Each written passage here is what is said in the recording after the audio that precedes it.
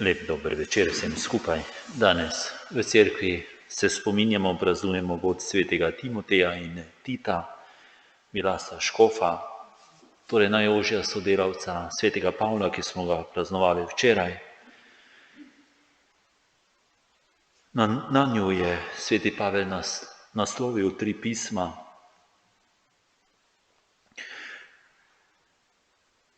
Timotej je bil škof v Efezu, Tit pa na otoku Kreti, kakor vemo iz pisem, ki jih ima je pisal sveti Pavel in so med novozaveznimi svetopisemskimi knjigami. Molimo.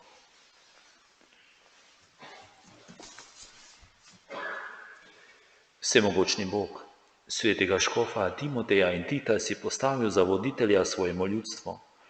Zaradi njunih zaslug bodi do nas usmiljen in nas obdari svojo milostjo po našem Gospodu Jezusu Kristusu, tvojim Sinu, ki s teboj v občestvu Svetega Duha živi in kraljuje vekomaj.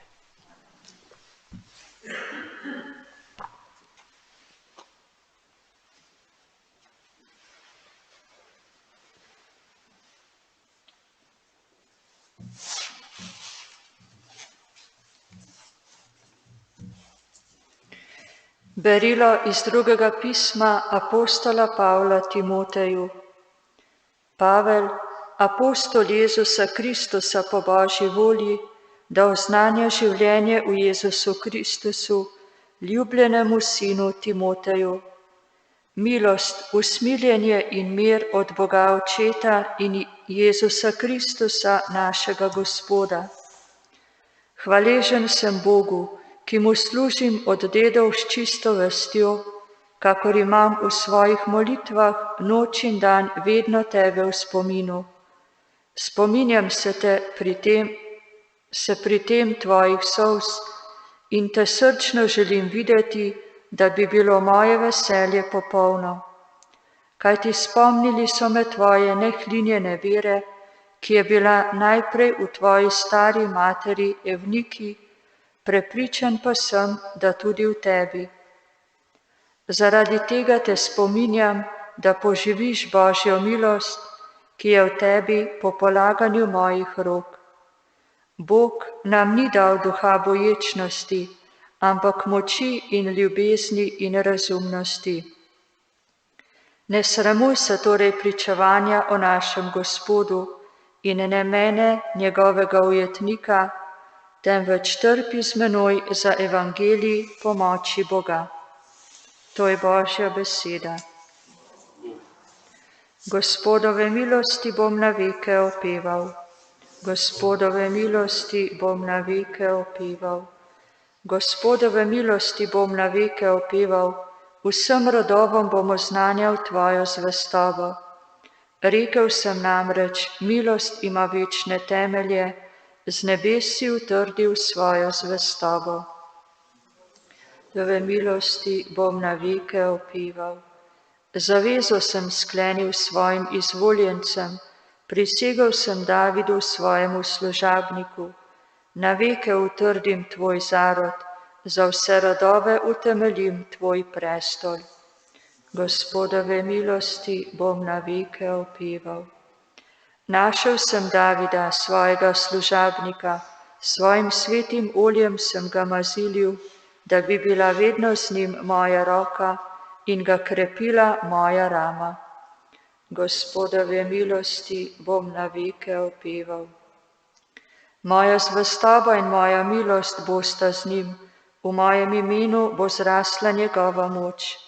On me bo klical, moj oče si ti, moj Bog in skala mojega zveličanja. Gospodove milosti bom na veke opeval. Aleluja. Kdor je največji med vami, naj bo kakor najmlajši in predstojnik kakor strežnik. Aleluja.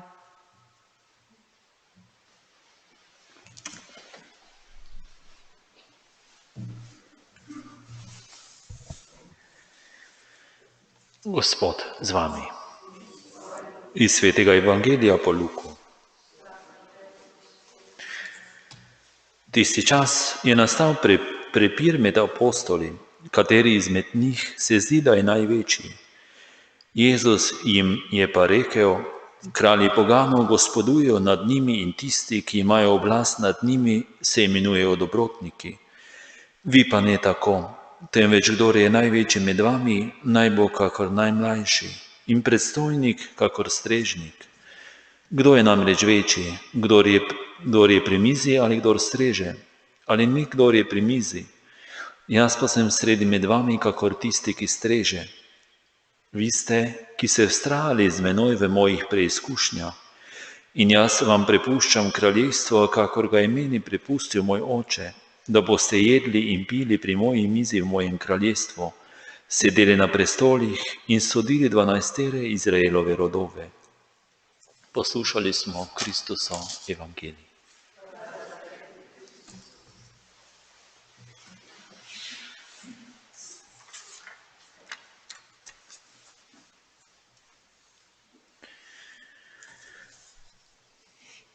Bom prebral, kaj je napisal Silvester Čuk o današnjih godovnjakih, torej o Timoteju in Titu.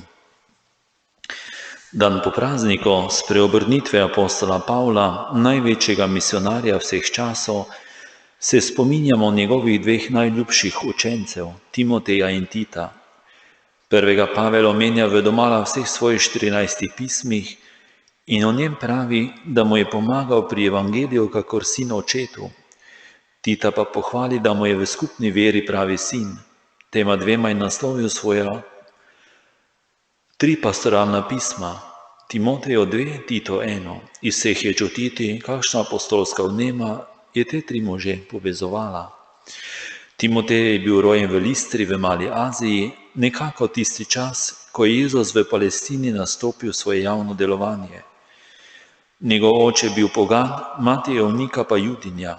Mater je Evniki in stari materi Elojdi, da je sveti Pavel pohvalno spričeval, da sta bili obe polni žive vere in da sta Timoteja od otroških let učili spoznavati svetopismo.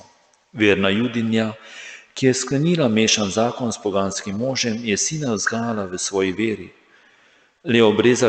Le obrezali ga ni dala po Mojzesovi postavi 8. dan po rojstvu.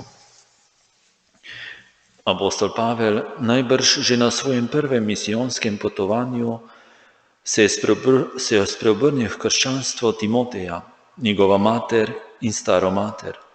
Kot sin judovske matere in poganskega očeta je Timotej predpostavil veljal za Juda in bi moral biti obrezan in zato je poskrbel Pavel, ko je na drugem misijonskem potovanju prišel v Listro.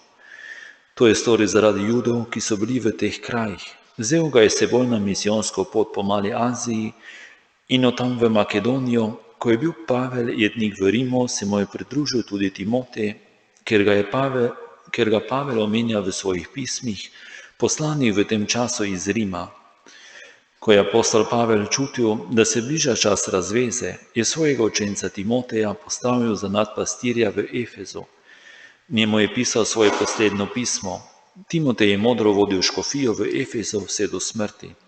Čas tega kot zavetnika pri boleznih želodca, po besedah, ki mu jih je namenil učitelj Pavel v svojem prvem pismu, naslovljenem nanj, da naj zaradi želodca in svojih pogostnih slabosti ne pije samo vode, temveč tudi malo vina.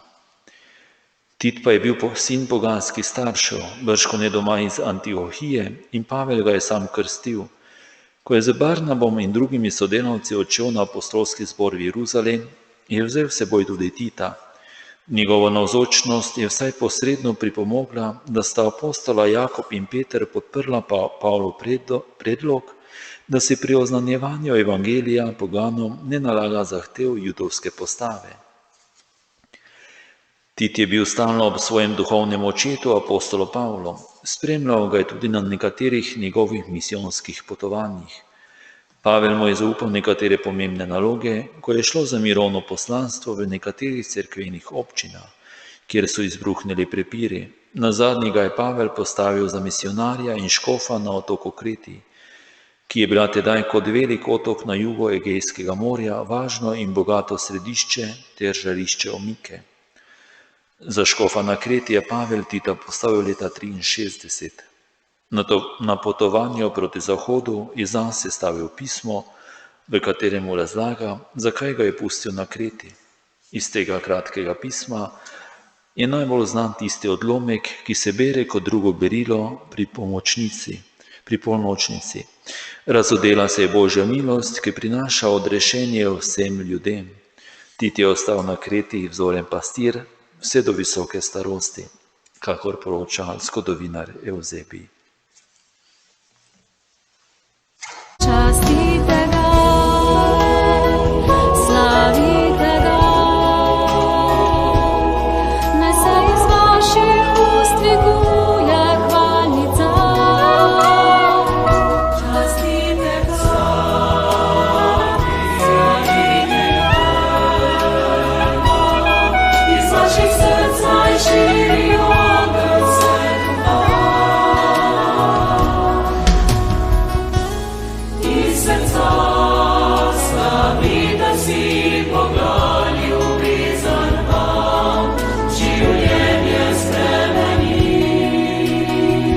Častite ga, slavite ga,